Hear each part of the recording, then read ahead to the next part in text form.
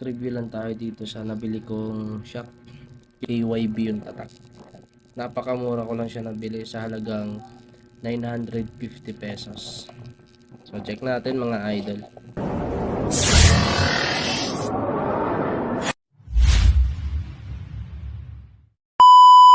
Mga kamotor riders ko dyan, review lang tayo dito sa nabili kong shock.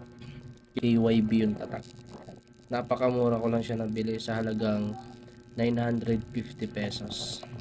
So check natin mga idol. So pagbukas nyo ng box, naka-plastic siya. Talagang naka-seal talaga siya. So ayan.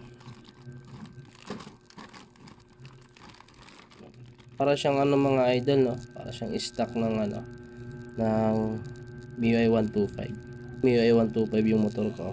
Ito yung ipapalit ko na siya. Tatak na rin siyang KYB sticker.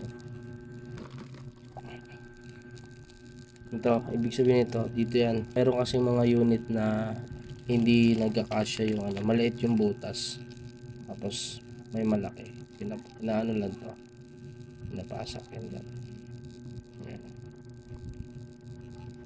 Sa halagang 950 pesos yun. So tara, ikakabit na natin.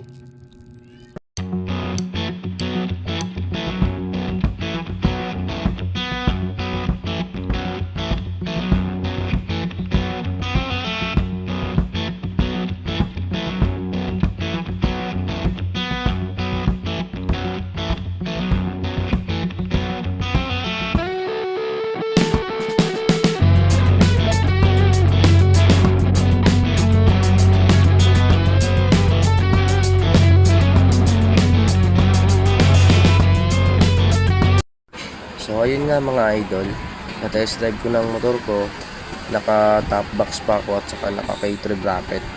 Ang masasabi ko mga idol, napakaganda lang siya. Sa mga naghahanap ng murang shock pero good quality, nire-recommend ko itong KYB. Swak na sa budget at good quality pa. So yun lang mga idol, thank you for watching.